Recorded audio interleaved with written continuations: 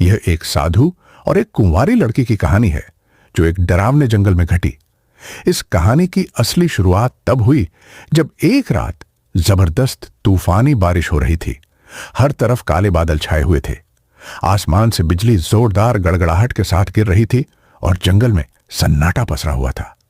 साधु अपनी झोपड़ी में बैठा था। दरवाजा मजबूती से बंद कर रखा था ताकि बारिश और तूफान की तेजी से बचा जा सके। अचानक दरवाजे पर दस्तक हुई। साधु हैरान हो गया कि इतनी रात गए इस सुनसान जंगल में कौन हो सकता है। उसने हिम्मत करके दरवाजा खोला और देखा कि एक सुंदर युवा कुंवारी लड़की बाहर खड़ी थी। उसके कपड़े बारिश में पूरी तरह भीग चुके थे और उसके शरीर की हर रेखा साफ नजर आ रही थी। वह जवानी और सौंदर्य से भरपूर थी। साधु ने हैरानी से पूछा, तुम कौन हो और इस भयानक जंगल में इतनी रात गए, इतनी जोरदार बारिश में यहां क्या कर रही हो? लड़की डरते हुए बोली, बाबा जी, मैं इस जंगल के पास वाले गांव में रहती हूं। मैं बहुत डरी हुई हूं। कुछ लोग मेरे पीछे पड़े हैं जो मुझे मारना चाहते हैं। कृपया मुझे बचा लीजिए। साधु ने तुरंत उसे भीतर बुलाया और उसे तसल्ली दी। फिर साधु ने उस लड़की से पूरी कहानी पूछी। लड़की कांपते हुए बोली, मैं गांव के राजा की बेटी हूं। मेरे माता पिता अब इस दुनिया में नहीं हैं। उनके जाने के बाद से ही कुछ लोग मेरी सुंदरता पर मरने लगे हैं। वे मुझे पकड़कर मेरी इज्जत लूटना चाहते हैं और मेरा शरीर अपवित्र करना चाहते हैं। मैंने अपनी इज्जत बचाकर आपकी ओर भाग लिया है। साधु उसकी बातों को ध्यान से सुन रहा था और सोचने लगा कि शायद यह लड़की कुछ और छुपा रही है। कहीं इसके आने के पीछे कोई और मकसद तो नहीं। साधु और वह कुंवारी लड़की झोपड़ी के अंदर बैठे थे। एक कोने में दीपक जल रहा था जिसकी धीमी रोशनी थी और बाहर तेज बारिश और तूफान जारी था। हर तरफ सन्नाटा था। साधु कई वर्षों से अकेले रह रहा था, लेकिन आज उसकी झोपड़ी में एक सुंदर लड़की थी। वह खुद को रोकने की कोशिश कर रहा था कि कहीं किसी मुसीबत में न पड़ जाए। इतने में लड़की बोली, क्या आप मुझे आज रात अपनी झोपड़ी में रहने देंगे? साधु, जो पहले से यही चाहता था, खुश होकर बोला, हां बिल्कुल, आज रात तुम मेरी झोपड़ी में रह सकती हो। रात बहुत काली थी। बारिश थमने का नाम नहीं ले रही थी। लड़की चटाई पर लेट गई, लेकिन साधु को नींद नहीं आ रही थी। उसका मन बेचैन था और उसके भीतर अजीब सी हलचल मची थी। वर्षों से दबे हुए भावनाएं जाग उठी थीं। जवानी और प्रेम की भावना उमड़ रही थी। वह सोचने लगा, यह रात कैसे गुजरेगी? मैं क्या करूंगा? वह आंखें बंद कर सोने की कोशिश करता है, लेकिन नींद नहीं आती। तभी किसी के रोने की आवाज आई। साधु चौंक गया और तुरंत लड़की के पास गया। उसने देखा कि लड़की रो रही थी। साधु ने पूछा, क्या हुआ? तुम क्यों रो रही हो? लड़की डरते हुए बोली, मेरे साधु, कुछ ऐसा हुआ है जो मैं किसी को नहीं बता सकती।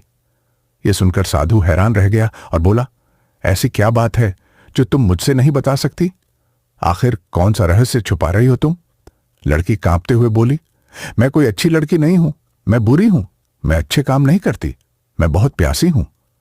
फिर उसने एक ऐसी बात कह दी जिससे साधु का खून जम गया। वह साधु की ओर देखकर बोली, मैं कोई आम लड़की नहीं हूं।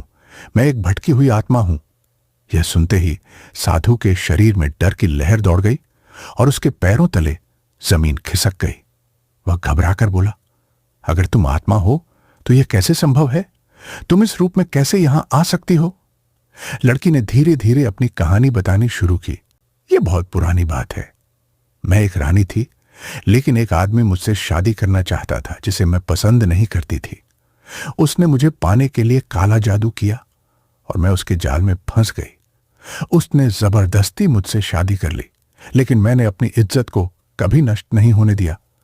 मैंने उसे अपनी शादी की पहली रात खुद से दूर रखा। वह गुस्से में पागल हो गया और मुझे मारने लगा। जब वह मुझे मार रहा था, तब उसने कहा था कि मेरी आत्मा तब तक मुक्त नहीं होगी जब तक मैं किसी नेक इंसान यानी एक साधु के साथ हम बिस्तर न हो जाऊं। यह सुनकर साधु कांपते हुए लड़की की ओर देखने लगा। लड़की ने उसका हाथ पकड़ा और कहा, मैं झूठ नहीं बोल रही। अगर तुम आज रात मेरे साथ नहीं सोए तो मैं हमेशा के लिए इस जंगल में भटकती रहूंगी और मेरी आत्मा को कभी शांति नहीं मिलेगी। साधु का दिल जोर जोर से धड़कने लगा। लड़की अपने नरम हाथों से उसके शरीर को छू रही थी, लेकिन वह परेशान था। उसी समय बाहर से किसी की डरावनी आवाज आई। साधु तुरंत उठा और झोपड़ी के बाहर गया। उसने मुड़कर अंदर देखा, लड़की चुपचाप खड़ी थी। तभी एक साया उसके पास आया और गरजते हुए बोला, मैं वही हूं जिसने इस लड़की को तुम्हारे पास भेजा। यह वही साया था जिसने काला जादू कर लड़की को बांध रखा था। वह जोर से हंसा और बोला, साधु, तुम मेरे जाल में फंस चुके हो, अब तुम नहीं बच सकते। साधु बोला, तेरा काला जादू मुझ पर असर नहीं करेगा। तूने सोचा था कि मैं एक सुंदर लड़की को देखकर बहक जाऊंगा, लेकिन नहीं। यह सुनकर लड़की ने अपनी नजरें झुका लीं, जैसे उसे भी शर्म आने लगी हो।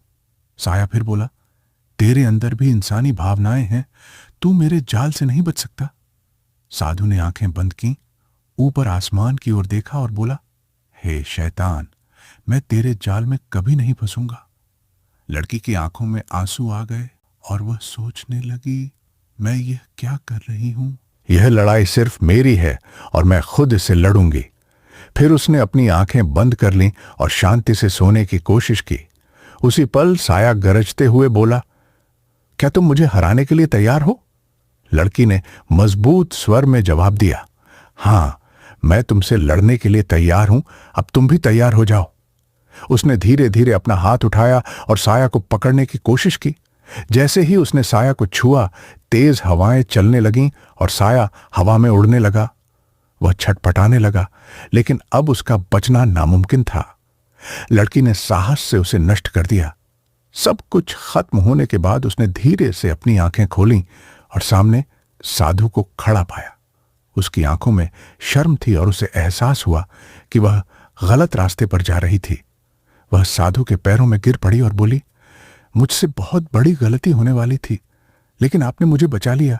मैं दिल से आपकी आभारी हूं। साधु मुस्कुराते हुए बोला, कोई बात नहीं, अब तुम यहां से जा सकती हो। लड़की ने सिर झुकाया, आंखों में आंसू लिए और चुपचाप जंगल से निकल गई। अब हमेशा के लिए उसकी आत्मा आजाद हो चुकी थी।